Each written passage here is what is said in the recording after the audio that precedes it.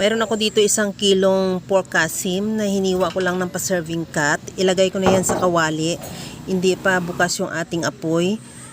Lagyan ko na rin ng asin at paminta.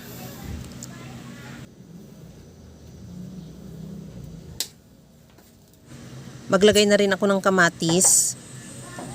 Isunod ko na rin ilagay yung sibuyas.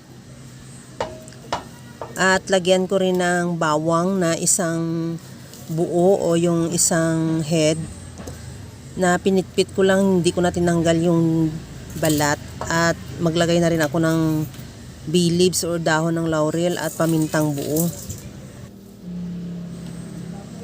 At maglagay na rin ako ng tuyo, bali 1/2 cup na tuyo.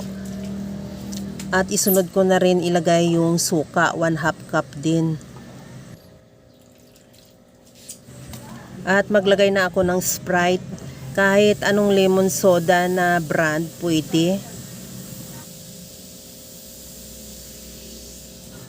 At maglagay na ako ng tubig, yung pampalambot natin sa karni. Tansyahin mo na lang kung gaano karami. At bago ko sa takpan, timplahan ko na rin muna ulit ng liquid seasoning. Takpan ko yan at isimmer hanggang sa maluto yung karni o hanggang sa mag-reduce yung sabaw, yung sauce niya. At kagaya nito sa nakikita mo sa video, okay na yan. Pero kung gusto mo ng more concentrated o medyo mas tuyo na sauce, pwede mo pa yan ituloy ang pagluto hanggang sa makuha mo lang yung tamang consistency ng sauce na gusto mo.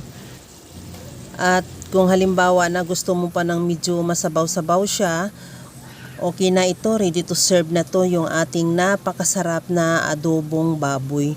Kaya mga kalasa, kung nagustuhan mo yung ating video, please like na lang at pakishare na rin sa inyong mga friends. At kung bago ka pa lang sa aking channel, subscribe na at i-click mo na rin ang bell button para sa mga notification.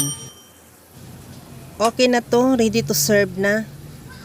Hanggang sa muli mga kalasa, thank you for watching. Bye-bye!